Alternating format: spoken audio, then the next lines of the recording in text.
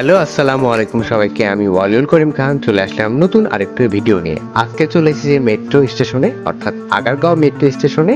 আমি একক টিকিট যোগে আমি এখন ভিতরের দিকে প্রবেশ করি। আগারগাঁও মেট্রো স্টেশন প্ল্যাটফর্মের সামনে দাঁড়িয়ে আছি।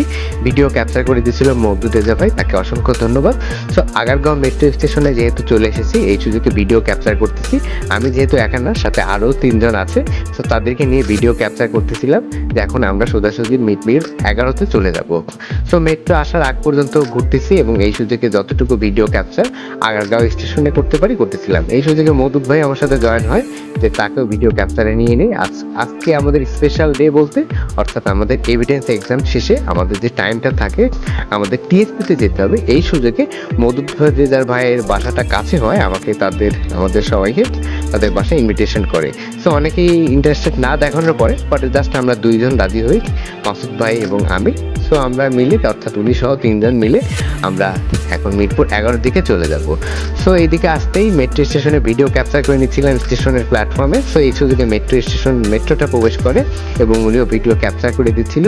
তো বেশি কথা আর না বলে, অলরেডি দেখছি অনেক ভিড়ের ভিতরে প্রবেশ করে দেখছি আসলেই একটু স্পেস নেই। সো এই অবস্থাতে দাঁড়িয়ে এখন মিরপুর 11 দিকে রওনা দিচ্ছি। সো পরবর্তী স্টেশন শেওড়াপাড়ার দিকে চলে এসেছি এবং এই সাইডে বাইরের থেকে দৃশ্যটা হালকা হালকা দেখা যাচ্ছে এবং ভিতরের থেকে ভিউটা কেমন যতটুকু পারি রেকর্ডিং এ ট্রাই করতেছি। তারপরে চলে আসলাম সরাসরি মিরপুর 11 স্টেশনের প্ল্যাটফর্মে। সো এখন এখান থেকে নেমে নিচে চলে যাব।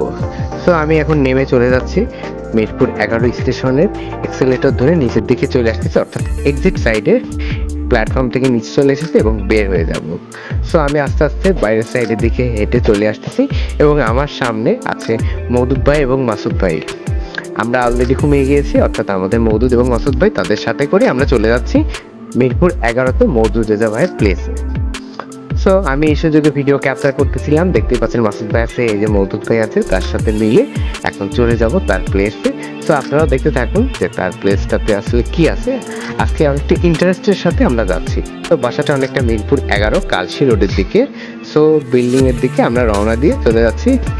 এর ভিতরে ফাইনালি চলে এসেছি আমরা সেই মওদুদ রেজা ভাইয়ের প্লেসে, অর্থাৎ উনি টোটালি 7 তলাতে থাকে, যেটা উঠতে বেশ কষ্টদায়ক লেগেছিল, কিন্তু উঠার পরে এনভায়রনমেন্টটা খুবই ভালো।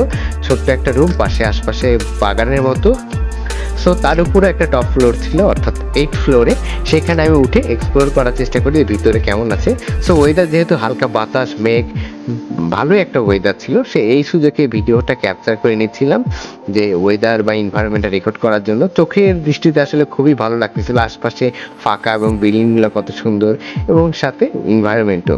সো আমি নিজেই একাই যতটুকু পারি ক্যাপচার করতেছিলাম এবং আপনাদেরকেও দেখানোর ট্রাই করতেছি যে আসলেই ফাইনালি ক্লাউডি, দেখতেই পাচ্ছেন প্রচণ্ড মেঘ, মনে হচ্ছে এই মুহূর্তে বৃষ্টি চলে আসবে। সো বেশি আর দেরি না করে এখন নিচে রুমের দিকে চলে যায় যদি হঠাৎ করে বৃষ্টি চলে আসে।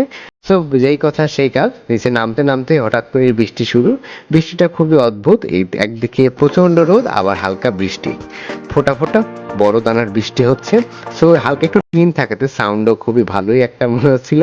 তো আসলে আসাটা খুবই সার্থক হয়েছে, কারণ এই এনভায়রনমেন্ট বা এই রিল্যাক্সেশনটা আসলে পাওয়া যেত না।